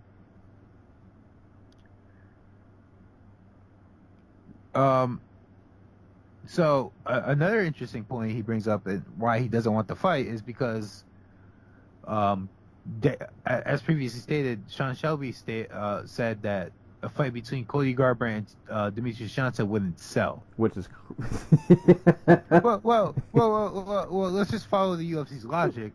If a fight between Cody Garbrandt and Demetrius Johnson won't sell, how does a fight between TJ Dillashaw and Demetrius Johnson sell? Yeah, that just doesn't make. Yeah, like he's like TJ's not a champion. I mean, I feel like we're being honest, like, and I've stated I'm not a huge DJ fan, but fighting Garbrandt to me sounds way more dangerous than fighting TJ. Not saying either of those are guaranteed wins, but a loss to Cody probably means you get flatlined in front of your hometown. But he said if they wanted to give him Cody, he'd take Cody, but they didn't give him Cody when he tried to get that fight made because they said the fight wasn't sellable. You see what I mean? Right. So it's like, what do you So, pitch? but- What are you pitching for TJ? And Yeah. So okay, we're getting to that because that is one of the most fucked up things about this situation. So he was also very upset because it undermines the flyweight division. They agreed that they forced the Ray Borg fight onto him. And Ray Borg has had issues making weight, but he still beat a top 5 flyweight when he beat Jussier Formiga. Like, this is a slap in the face of the division, according to Demetrius Johnson, a division they never really wanted to promote. A division, like, if this story is true, which every indication seems to be that it is, because this sounds, right up Dana White's alley. Dana White, after DJ tells him his reasons for not wanting to take the fight, Dana White tells Demetrius Johnson that he's either going to fight TJ Dillashaw or they are going to get rid of the entire flyweight division. right.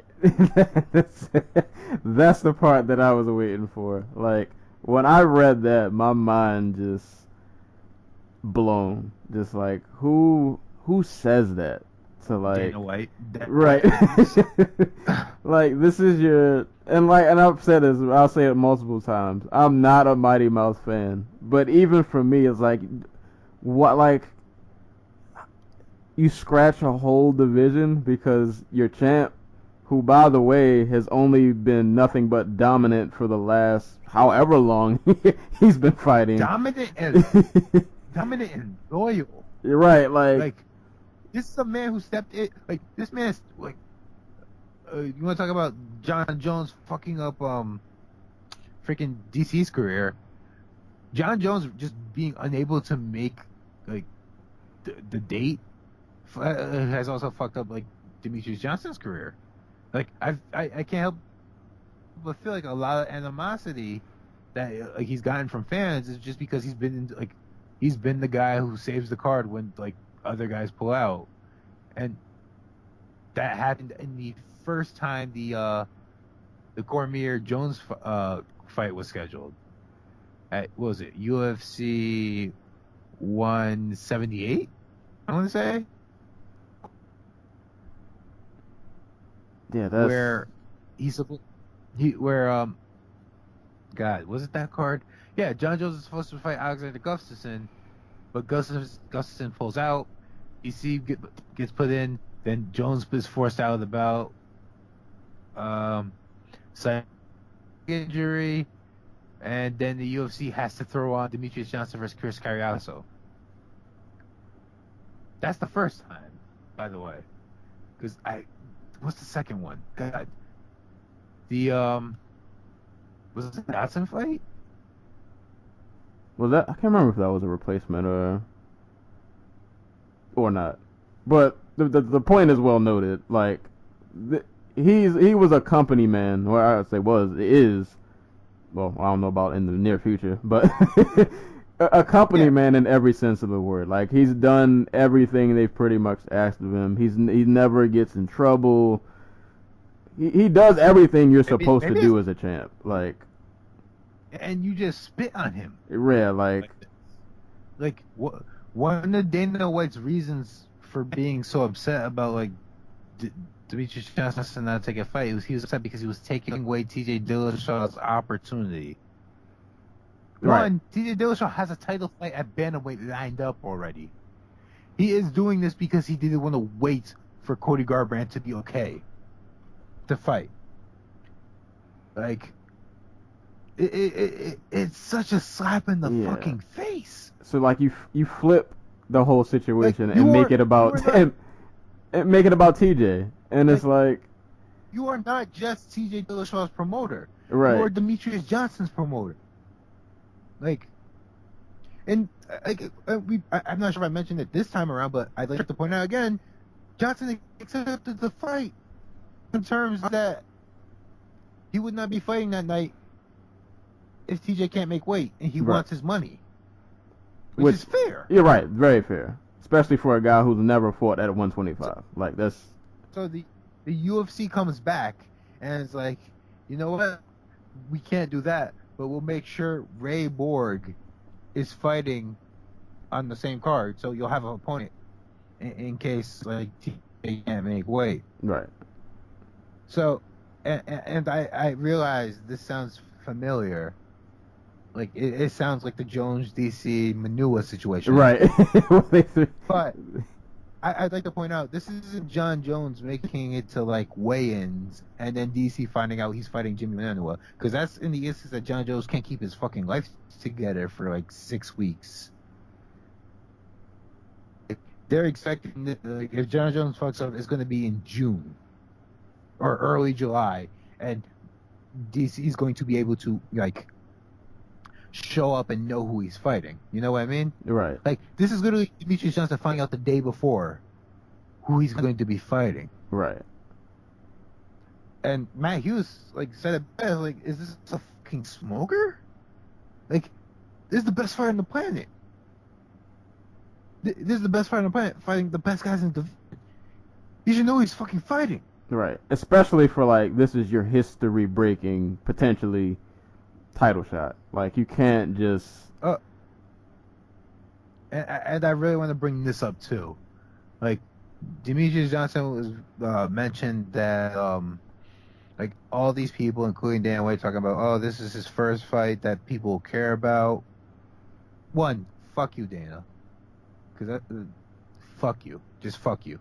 Two, like, what was that? What else? This will be his biggest fight to date. Like, one, they've already mentioned he's never getting pay-per-view points. Like, for a flyweight fight moving forward. Like, and TJ Dillashaw, I'm a TJ Dillashaw fan. I will go, like, I get there's a lot of reasons why people don't like him. But I'll go to the bathroom because I just love watching him fight. Dude's not a star. Like, people talk about, oh, he this is his money fight. This is blah, blah, blah. No. Yeah, this is not a money... You're not getting $1 million buys with TJ as your headliner. Like, what was it? He's done 2 cards. The 177, and where he was, I guess, the side, and they did 125,000 buys. And the 173 card, which did 215,000 buys. But again, heading into that card, he was not only the underdog, but like the B side, not even the C side, because Daniel Cormier was on the card, and he probably got pushed harder than TJ did. You know what I mean? Yeah.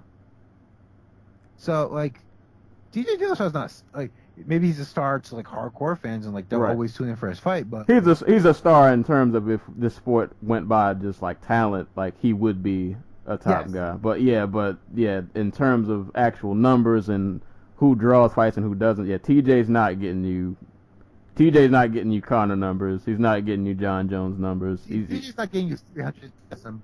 Right. Yeah, he's not getting you 300,000 buys, Yeah. which wouldn't matter because Demetrius Johnson is not getting pay-per-view points.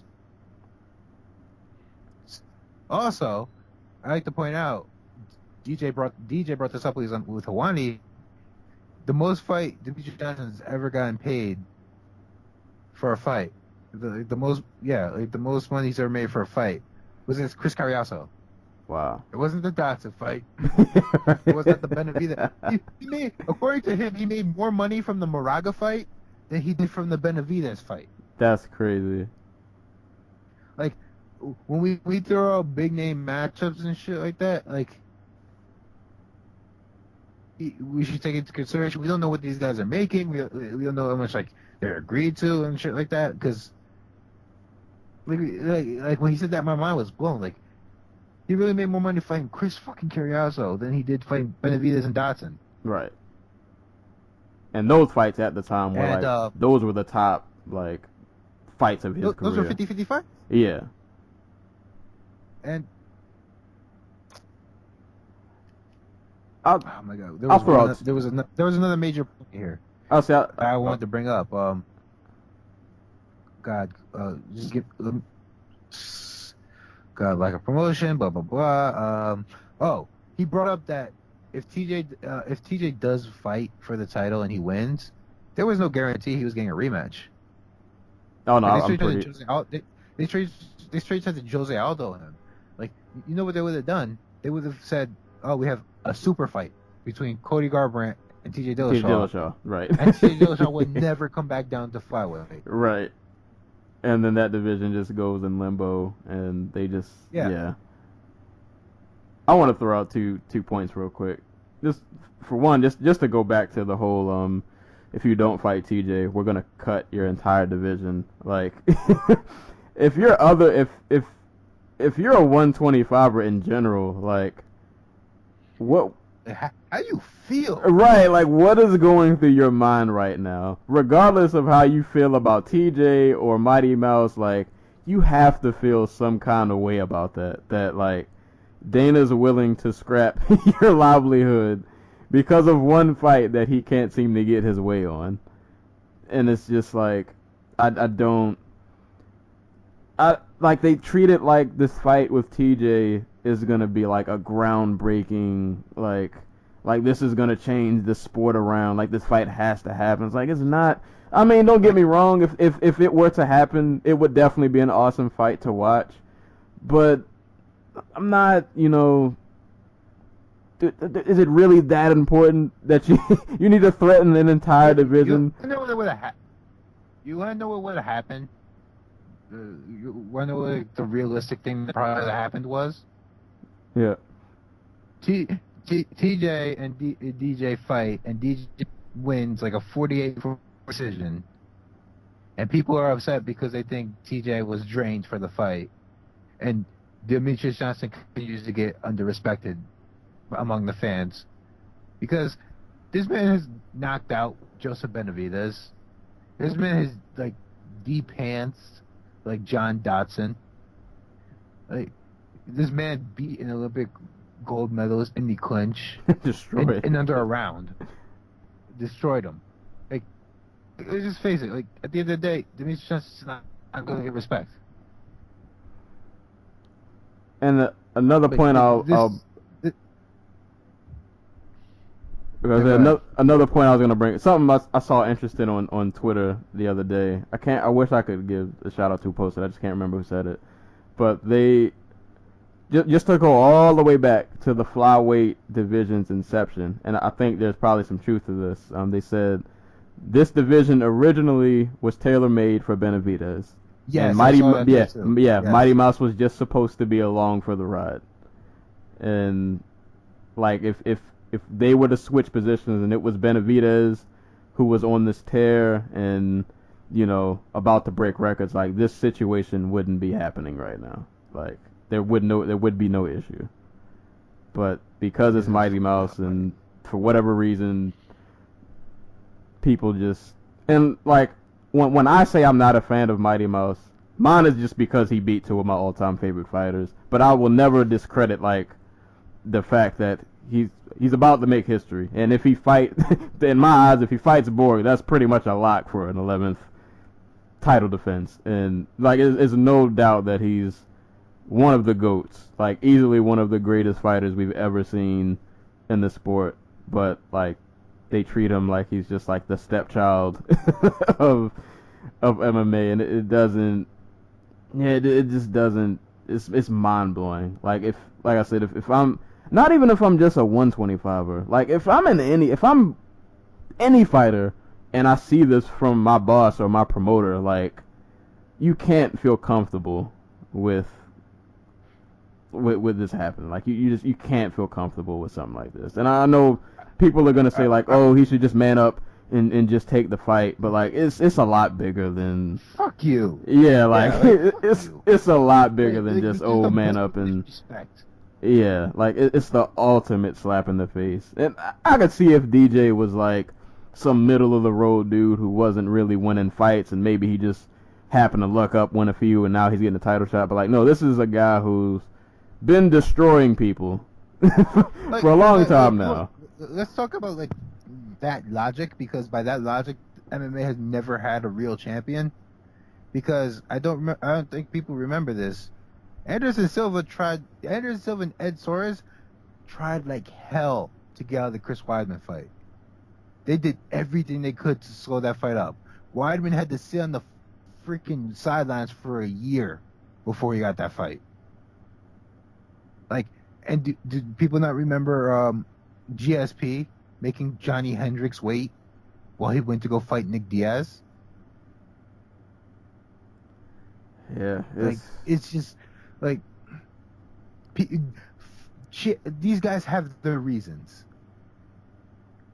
and when it comes down to it, it just seems like Demetrius Johnson's reason was just fucking respect, and they couldn't even bother to just reach out to him on the phone to say that this was their idea. Like, the UFC is not supposed to be your boss, right. like. There's this weird logic that people have. Oh, they're the ones cutting the checks. Oh, blah blah blah blah. They're supposed to be the promoter. They're supposed to be helping their guys sell fights. And do not get me started on this bullshit about like flyweights don't sell, yada yada yada. Because they're still making you money. Right. Maybe they're not making you Conor money or even Stipe money or whatever. But, like, if UFC 208 Brooklyn taught us anything, it's that the UFC is desperate for titles. Like, they need champions. They need titles to headline Fox cards and pay-per-views and to get these venues locked down, because there are some venues that don't want the UFC unless there's a title fight. So I'm happy Mighty Mouse called their fucking bluff, because the UFC put Holly Holm versus Jermaine Durandamy on a fucking pay-per-view. In a division that has like two people. Well, now they have one person. Right. Jermaine Durandamy vacated her title so she can go back to 135. Yeah, like, it's, oh boy. And you want to know the fucked up thing? They made money on that card. I guarantee you they made money on UFC 208. And I guarantee you they made money on UFC on Fox, freaking Wilson Hayes versus Demetrius Johnson. Maybe they're not happy with the money because they took out a $4 billion loan to pay for this freaking company that wasn't worth that much. But god damn it, it's making the money. It is what it is at this point. Like, this could have been a whole they're episode. Selling ad like, space, they're selling pay-per-views. Like, it's bullshit. Yeah, this could have been a whole episode in itself. Just like it's so Dana White trying to reassert dominance over a fucking company that just has no respect for him anymore. Yeah. As a fan of the sport, I hope he gets his, everybody deserves, even if I'm not a personal fan, you deserve your moment in history. So, like, don't botch this dude's chance to etch himself in stone pretty much as, like, one of the greatest, if not the greatest, depending on who you talk to, like, to ever do it. Like, don't botch it. I don't know, man. You always want to have faith that they'll do the right thing, but that's like, those moments imagine, like, the closest that I can remember them getting to this point is when they said they cut Anderson Silva. Right. And I think back then everybody knew it was bullshit. But yeah. with the treatment of the flyweight division recently, they UFC cut 3 top 15, top 12 flyweights in the span of like 2 weeks. Yeah. So it's just a blatant disrespect. But I guess we'll just leave that there. We could go on and on and on. But I could be here all day. Yeah, we really could. I've forgotten half of the things I wanted to say because of I'm pretty sure we'll have a part 2 because this saga isn't over. Like there'll be another part to this, so we'll see how it all eventually unfolds. But I guess we're winding down to the end of the show. I guess I'll parting shots and shout outs. I only got one, so I'll just throw mine out there real quick.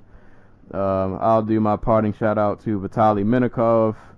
I kind of feel like he's just gotten lost in the sauce lately, but he's still out there getting wins. Still one of the. I thought he was signed to the UFC at one point. I guess that didn't happen. Either way, one of the best heavyweights still out there, not in a Reebok gear uniform. He gave Bigfoot Silva the business pass. I don't know if that was Friday or Saturday on Fight Night's Global 68.